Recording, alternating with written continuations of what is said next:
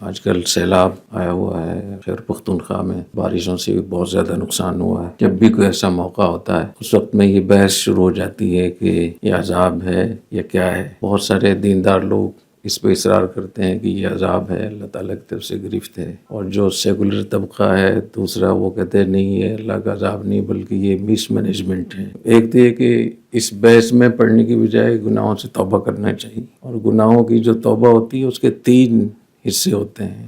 3 چیزیں جب اکٹھی ہوں گی تو اس کو توبہ کہیں گے۔ اگر کوئی ایک چیز بھی شرط بھی غائب ہوگی تو وہ توبہ نہیں کہلائے گی۔ سب سے پہلی بات یہ کہ صدق دل سے آدمی اس گناہ سے توبہ کرے، چاہے وہ حقوق اللہ سے تعلق ہو، حقوق العباد سے تعلق ہو، مس مینجمنٹ ہو، یا اور کوئی شخصی گناہ ہو، تو خالص توبہ، جس کو قرآن مجید میں توبۃ النصوحہ کہا، یا الذین آمنوا توبوا الی اللہ توبۃ النصوحہ۔ دوسری ہے کہ جو سابقہ نقصان کیا ہے اس کی تلافی کرے، کسی کا حق دبایا ہے، کسی کی زمین کو غصب کیا ہے، اس میں مکان بنایا ہے، ناجائز قبضہ کیا ہے، ناجائز سوسائٹی بنائی ہے، پیسے لے کر NOC دی ہے، رشوت لے کر لوگوں کا کام کیا ہے، اقربا پروری کی ہے، یہ سب گناہ ہیں، اور یہ گناہ کبائر ہیں، کبیرہ گناہ ہیں سارے۔ اس کی تلافی کرے، اور اگر تلافی کا بندوبست نہ ہو تو یہ عزم مصمم کرے کہ جیسی میرے پاس گنجائش ہوگی تو میں اس کی تلافی کروں گا، اس کا حق ادا کروں۔ اور تیسری شرط یہ کہ آئندہ سے بچنے کے لیے